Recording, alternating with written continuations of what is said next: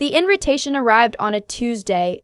I remember because I was in the middle of grading papers at the kitchen table.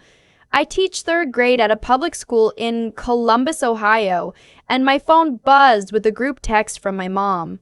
A photo of a handwritten save the date. My younger brother Nathan's wedding, June 14th. A venue in Scottsdale, Arizona. I stared at it for a long time. Not because I was surprised Nathan was getting married. I'd known about Priya for 2 years. She was fine. Quiet, a little cold with me, but fine. I was happy for him, genuinely. What made me sit there with a half-graded spelling quiz in my hand, unable to move, was the date underneath the venue name. Immediate family and select guests only. Formal invitations to follow. Immediate family and select guests only. I put my phone face down on the table and finished grading the papers, all 23 of them. I wrote encouraging notes in the margins the way I always do. I made myself a cup of chamomile tea. Then I sat back down and picked up my phone again and looked at the text thread, and I noticed something that made my stomach drop. My name wasn't in the recipients list. My mom had sent it to Nathan, to my dad, to my Aunt Carol in Phoenix, to my cousin Bethany, to 3 family friends whose numbers I recognized. She had not sent it to me. I was reading it because Bethany had added me to the thread by mistake, with a cheerful "can't wait" and a string of heart emojis, and nobody had said a word. I sat with that for a very long time.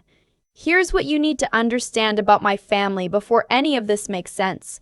Nathan is 4 years younger than me. He is also, in every measurable way, my parents' favorite. I don't say that with bitterness anymore. I said it with bitterness for most of my 20s, and then I got tired of being bitter, and now I just say it the way you'd say the sky is blue or rent is too high. It's just true. When Nathan was in high school, my dad coached his lacrosse team, drove him to tournaments in 3 different states, and took 2 weeks off work to watch him play in a regional championship in South Carolina. When I was in high school, I ran cross country. My parents came to 2 meets in 4 years, and one of those was the state championship, and my dad left at halftime because Nathan had a birthday party to get to. When Nathan applied to colleges, my parents paid for an SAT tutor, application coaching, and campus visits to 7 schools. I paid for my own applications out of babysitting money, got into Ohio State on a partial scholarship, and worked 30 hours a week at an IHOP to cover the rest. My parents told me they were proud of my independence. I remember thinking that independence sounds a lot better when it's chosen. Nathan dropped out of his first college after 1 semester. My parents paid for a second one. He switched majors 4 times. They paid for all of it without complaint. When he finally graduated at 25 with a business degree he's never once used, they threw him a party at a restaurant that cost more than my monthly rent. I'm not listing this to make you feel sorry for me. I'm listing it because you need to understand that by the time the save the date situation happened, I had a long and documented history of simply not registering as important to my family. Not because they were cruel people, just because Nathan was more important, and I had learned to accommodate that the way you learn to accommodate a bad knee, you just walk differently and try not to think about it too much. So when I saw that I hadn't been included in the text, my first instinct wasn't to call my mom and confront her. My first instinct was to wonder if I'd done something wrong. That's how deep it went. I texted my mom separately. Casual, breezy. Hey, saw Bethany added me to the Nathan thread. So exciting. When are formal invitations going out? She didn't respond for 6 hours. When she did, it was short. We're still working out logistics. We'll be in touch. We'll be in touch. Like I was a vendor. Like I was someone submitting a catering proposal. I didn't push. I went to work the next day, taught my kids about long division, helped a little boy named Marcus figure out that 7 times 8 is 56, and went home and made pasta and told myself it was fine. It wasn't fine. But I was very practiced at telling myself it was. 3 weeks later, my mom called on a Sunday afternoon. I was folding laundry. I answered on the second ring. She got right to it the way she always does when she's already decided something and is just informing you of the outcome. We need to talk about the wedding, she said. Nathan and Priya have decided to keep it very small. Immediate family, plus a handful of close friends. Okay, I said. I kept folding. They've rented out a boutique venue in Scottsdale. It only holds 60 people. She paused. There's been some difficult decisions about the guest list. I stopped folding. Mom, Priya has a large family. Her parents, 4 siblings, all their spouses, the cousins. It adds up. And Nathan wants his college friends there, and your father and I have a few people we'd like included. Another pause. Longer. We just don't have room for everyone. I sat down on the edge of my bed. My heart was doing something strange and fast. Are you telling me I'm not invited to my brother's wedding? She sighed. The kind of sigh that's supposed to convey that this is hard for her too. I'm telling you that the situation is complicated. Mom. My voice was very level. I had learned to keep my voice level. Am I on the guest list or not? A long silence. We're asking you to be understanding. I hung up. Not dramatically. I just pressed the red button and set the phone on the bed next to a pile of unfolded shirts and sat there looking at my bedroom wall. I had a poster from a museum trip I'd taken to Chicago 2 years ago, a Georgia O'Keeffe print, big red poppy, very beautiful, and I focused on it until my breathing evened out. Then I called my grandmother. My grandmother, Lorraine, is 78 years old, lives alone in a house in Tucson that she's owned since 1987, and is the single most sharp-minded person I have ever known. She was a paralegal for 35 years. She reads 2 books a week. She plays bridge with a group of women on Thursday nights and wins more than she loses. She is also, and this matters, the only member of my family who has ever treated me and Nathan exactly the same. I told her everything, the group text, the call with my mom, the 60-person venue, and the complicated situation. I kept my voice steady for most of it, and then I got to the part where my mom said, "We're asking you to be understanding," and my voice broke. Just for a second, just once. There was a pause on Grandma Lorraine's end. Then she said, very quietly, "Give me a few days." I didn't know what she meant by that. I assumed she was going to make some calls, maybe talk some sense into my mom, maybe get my dad involved. I appreciated the gesture even if I didn't expect it to change anything. I went back to my life. I taught school. I graded papers. I went for runs in the evening along the river trail near my apartment. I didn't call my mom. I didn't text Nathan. I waited. 8 days later, Grandma Lorraine called me back. "I need you to come to Tucson," she said. "This weekend if you can." I booked a flight for Friday. Her house smelled the way it always has, a little like cedar, a little like the lavender sachets she keeps in every drawer, a little like whatever she'd been baking that afternoon, which turned out to be lemon bars. She hugged me for a long time at the door, and then she took me into the kitchen and made coffee, and we sat across from each other at the same table where I'd done homework during summer visits when I was 9, 10, 11, and she told me what she'd found out. She'd called my mom. She'd called my dad. She'd talked to Nathan. And what had emerged from those conversations was something that I'd felt for years but never had confirmed so plainly. Nathan and Priya hadn't actually wanted me excluded. They had given my parents a target number, 60 guests, and left the final list to my parents to manage. My mom had made the list, and when she'd drawn it up, she had included herself and my dad, Nathan's college friends, Priya's entire extended family, my Aunt Carol and her husband, my cousin Bethany and her fiancé, 2 couples who were my parents' close friends from their golf club, and she had not included me. She had included Bethany, my cousin, who is not immediate family by any conventional definition, and she had not included me, the daughter. When Grandma Lorraine had pointed this out to her, my mom had said that I would understand, that I was practical and not sentimental about these things, that I had a full life and wouldn't want to travel to Arizona anyway. Grandma Lorraine had told her that was the most remarkable thing she'd ever heard. My mom had doubled down, said the list was final, said it wasn't personal, it was logistics. Grandma Lorraine had said, "All right then," and gotten off the phone, and then she'd called her attorney. I want to be careful about how I describe what came next. because it's not something I asked for, not something I expected, and not something I would have thought to do myself. I want to be clear about that. My grandmother has owned her house in Tucson for 37 years. She also has a savings account, some investments, and a small collection of jewelry that belonged to her mother, most of which has sentimental rather than monetary value. She is not wealthy. She is comfortable, the way a woman who worked hard and spent carefully for 40 years can be comfortable. She had a will that divided her estate more or less evenly between her 3 children, my mom, my uncle in Portland, and my aunt in Atlanta, with small amounts set aside for the grandchildren as a generation. She had updated that will before I arrived. She told me this matter-of-factly over coffee and lemon bars, the way she might tell me she'd rearranged the furniture. She had removed my mother's portion entirely. She had left everything, the house, the savings, the investments, the jewelry, split between my uncle, my aunt, and me. I stared at her. "Grandma," I said, "you don't have to do that." "I know I don't have to," she said. "I chose to." "Because of the wedding?" She shook her head slowly. "The wedding was the most recent thing."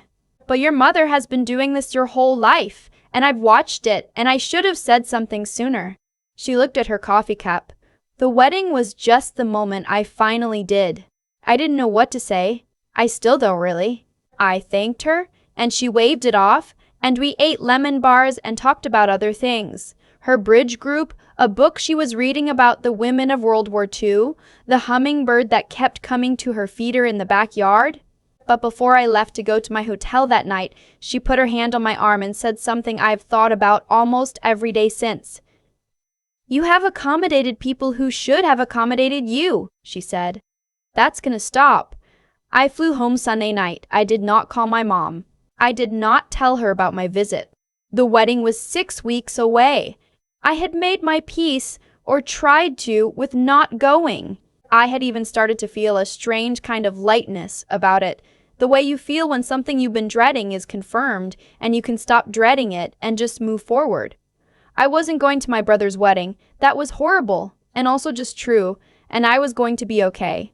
Then, 11 days before the wedding, I got a call from Nathan. This surprised me. Nathan and I weren't close, hadn't been in years, but we were civil. We texted on birthdays, occasionally talked when I came home for the holidays, had a relationship that existed mostly in pleasantries. He had never called me out of the blue before. "Hey," he said. He sounded strange, uncomfortable.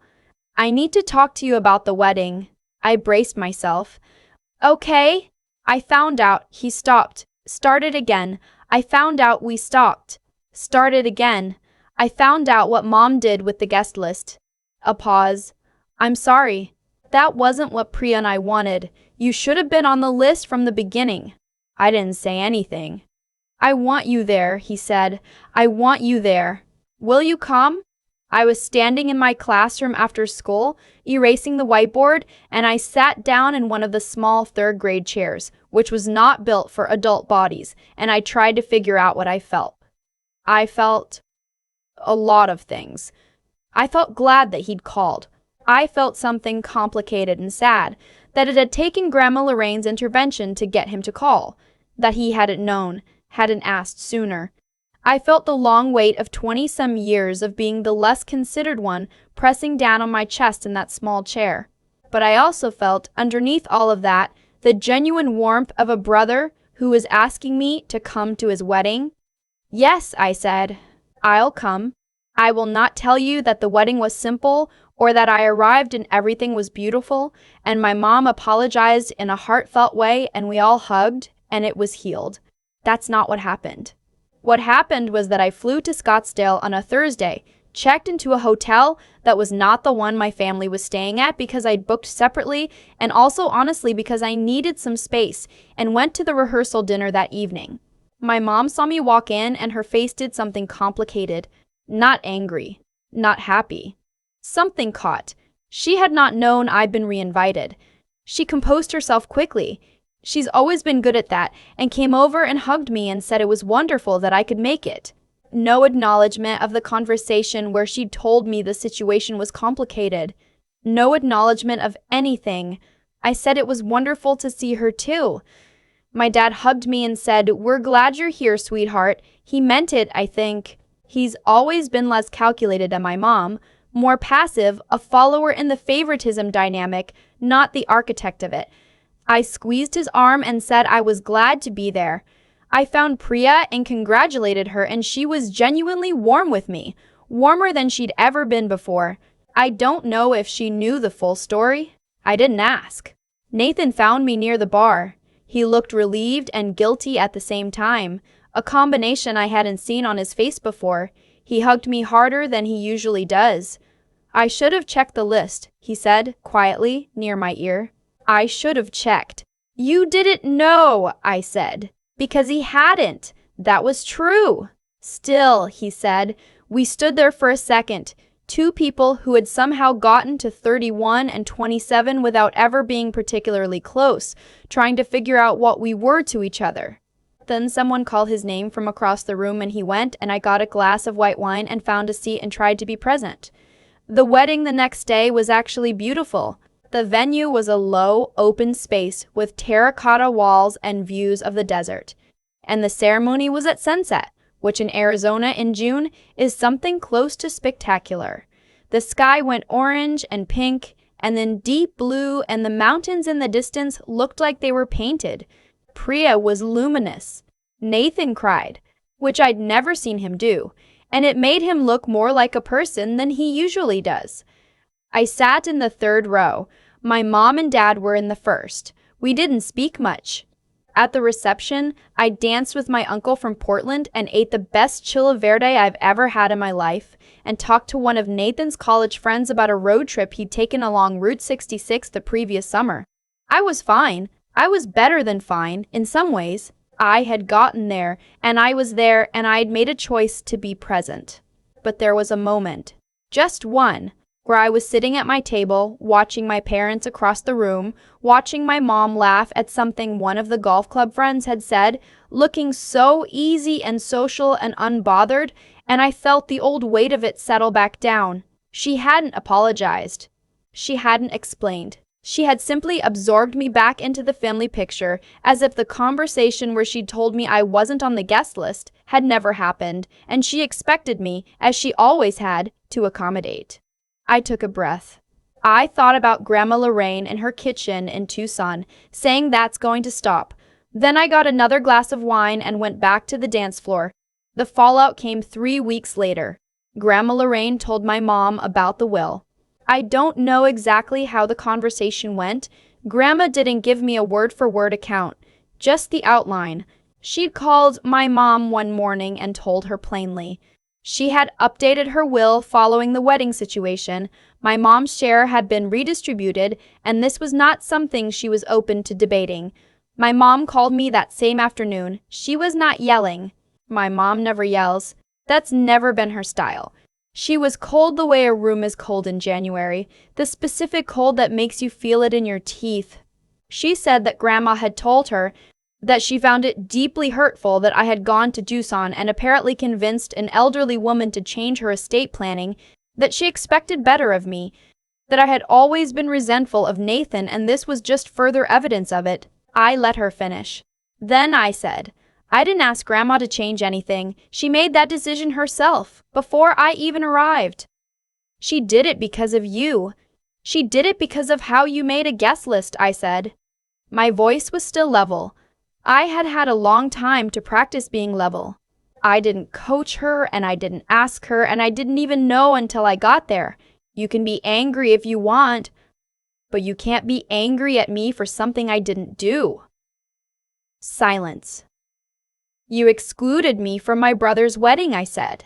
You included our cousin Bethany and 2 couples from your golf club, and when Grandma Lorraine asked you about it, you said I was practical and not sentimental. That's not logistics, Mom. That's not a venue capacity issue. That was a choice. More silence. I love you, I said, and I want to have a relationship with you, but I'm not going to apologize for Grandma's decision, and I'm not going to pretend that what you did was fine, because it wasn't. I heard her exhale slowly. Then she said, I need some time. Okay, I said.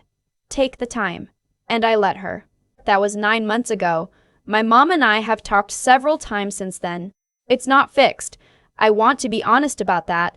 There isn't a version of this story where she had a sudden revelation and tearfully acknowledged everything. She's not built that way, and I've stopped expecting her to be. But something has shifted. She called me on my birthday this year, and we talked for 40 minutes, which is longer than we've talked in years. She asked about my students. She asked about whether I was still running. She asked in a careful, sideways kind of way if I was doing okay. It's small, but small is different than nothing. Nathan and I text more now. Not a lot, but more. He sent me a photo last month of the two of them at a farmer's market in Scottsdale, looking happy and sunburned, with the caption "Thinking of you." I sent back a photo of a lemon bar I'd made using Grandma Lorraine's recipe because she'd written it out for me on an index card when I visited. He sent back 3 laughing emojis and then, "Okay, I need that recipe. It's not the sibling relationship we should have had, but maybe it's the beginning of one." Grandma Lorraine called me last Sunday while I was grading papers again. Same kitchen table, same cup of chamomile tea. "How are your kids doing?" she asked. She asked this from my students, has ever since I started teaching. I told her about a girl in my class named Sophie who'd been struggling with reading all year and had finally, that week, read a full paragraph out loud in front of the class without stopping. I told her how Sophie's face had looked after the specific astonished pride of a kid who suddenly realizes she can do something she thought she couldn't. Grandma Lorraine said that was the best kind of news. We talked for an hour.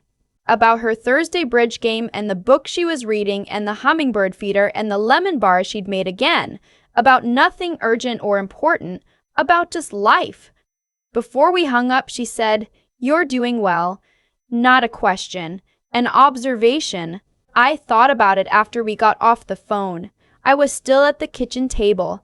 The papers still spread around me, the Georgia O'Keeffe print on the wall in the next room.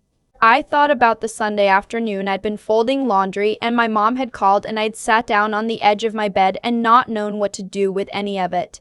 I thought about what it means to be seen by someone. Really seen. Not the version of you that's convenient. Not the version that accommodates and doesn't make a fuss, but the actual you. The one who paid for her own college applications and ran cross-country and graded papers on Tuesday nights and wanted, underneath all the practice levelness, to just be included. My grandmother is 78 years old and she saw me. She had probably seen me for a long time and I hadn't known it. That's the thing I keep coming back to. Not the will, not the wedding, not any of the logistics, just someone saw me and decided that mattered. I went back to grading the papers. In the margins, in my best teacher handwriting, I wrote "great job" and "nice work," and I can see how hard you tried. All 23 of them. Because that's the thing about being seen. Once someone does it for you, you start to understand why it matters. And then you want to make sure other people feel it too, even if they're 8 years old and just learning that 7 times 8 is 56. Even then, I've thought a lot about what actually changed the course of this whole story. And it wasn't the will. It wasn't the phone call where I finally said the thing I'd been swallowing for years. It wasn't even the wedding. It was the moment my grandmother decided that watching in silence was no longer something she was willing to do. That's the part that stays with me, because Grandma Lorraine had seen every version of this dynamic play out across my entire childhood. She'd watched me pay my own way through college while my brother coasted. She'd watched me show up to holidays and be pleasant and accommodating and take up as little space as possible, the way I'd learned to do, the way that had somehow become my personality. She'd seen all of it. And she'd never said anything, not because she didn't care, but I think because she believed, the way a lot of people in her generation do, that families work these things out on their own eventually. The wedding broke something loose in her. And I think what it broke loose was this. There is a point where staying quiet stops being patience and starts being permission. She had been patient for a long time, and my mom had taken that patience and read it as agreement. That's the thing about the way my mom operated, and I say this not to be cruel because I genuinely believe she loves me in whatever way she knows how. But she had spent so many years getting away with small cruelties that she'd stopped registering them as cruelties at all.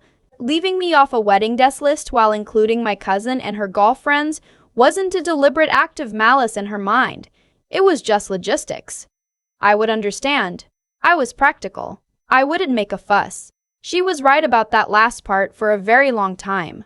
What she didn't account for was that the people watching us, the ones who love us and stay quiet and let us run our own dynamics, they're paying attention too, and they have their own breaking points.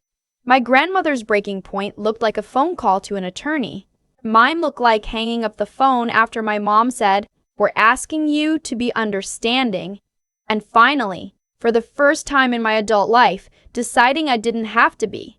I think about my students sometimes when I think about all of this. Third graders are at this exact age where they're learning that the world has rules, and that some of those rules are fair and some of them aren't, and that other people's behavior toward you says something about them, not about your worth. I try to teach them that. I write, "I can see how hard you tried" in the margins of their papers because I want them to know that effort is visible, that someone is paying attention, that what they do matters even when nobody says so out loud. I didn't fully believe that about myself until Grandma Lorraine showed me it was true. What we do accumulates. The choices we make, the way we treat people, the things we let slide, and the things we finally decide to name. All of it adds up. My mom's choices added up one way. Mine added up another.